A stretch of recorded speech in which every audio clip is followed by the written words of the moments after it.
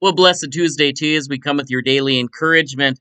And we are in 1 Kings chapter 4, beginning with verse 29.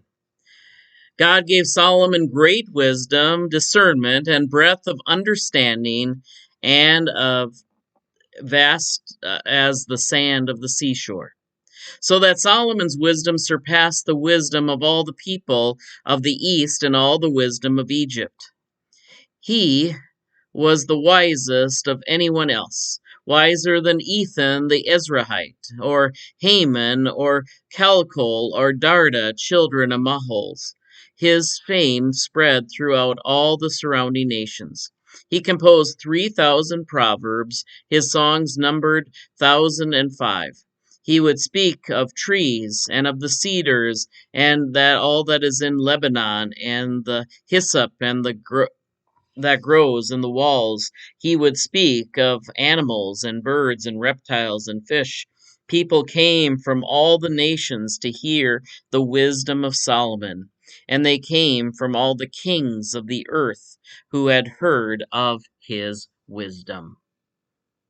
And of course, we have that wisdom ensconced in three books mainly, although there is an apocryphal book that the Roman Catholic Church has called the Wisdom of Solomon, but that has been proven that that was really not from even close to Solomon's time.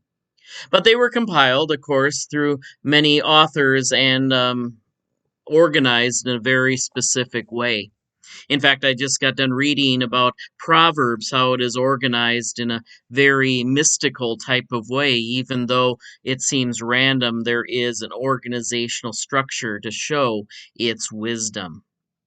So in Proverbs, we have some good messages about how to live our life in the present. And some have argued that that is actually what we have in the three preserved books of the Protestant Old Testament. Is we have Proverbs, we have Song of Solomon, and we also have Ecclesiastes. If we want to take those in order, we would probably say that Song of Solomon is a good example of what it means to live a young adult life and learn wisdom. And part of that wisdom is having a good, solid relationship with one's spouse, if we are permitted to have that. And so Song of Solomon is usually considered a guide for a married couple in understanding how to love and appreciate one another. In the middle age of life, we look for how to live ethically and how to live with prosperity, at least righteousness in our lives. And so Proverbs is a good example of that.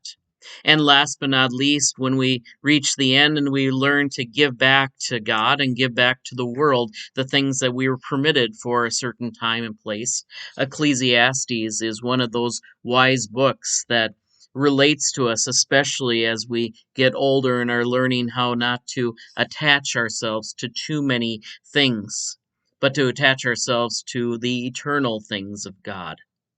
And so all of these are examples of Solomon's wisdom.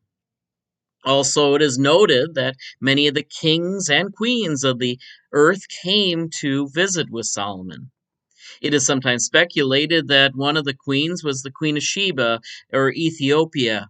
And supposedly Solomon had relations with this queen, and some people claim that Ethiopians are descendants from Solomon also. So there are many ways that this wisdom got spread to many places of the earth. But Solomon, as is pointed out many times when they talk about him being the wisest man on earth, did not always submit to his own wisdom. In fact, sometimes he found himself as a person who was moved by his vices as much as his wisdom. Sometimes people find themselves even in expertise where they will tell you, even to their own heart, do what I say, don't do what I do.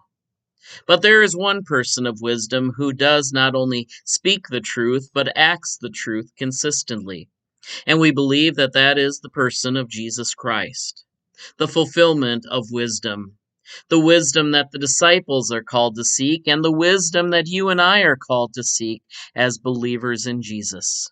So I invite you on this first day of August to seek Jesus as your wisdom, to finish the summer in Jesus and His wisdom, to love what God has blessed us with our hearts and our minds and the observations that God gives us, to see what He sees, to hear what He hears, and more importantly, to speak and act how God would want you to speak and act. So I invite you to do that this day. God bless you today. We trust that these continue to be words of encouragement. Take care. God bless. We'll see you tomorrow.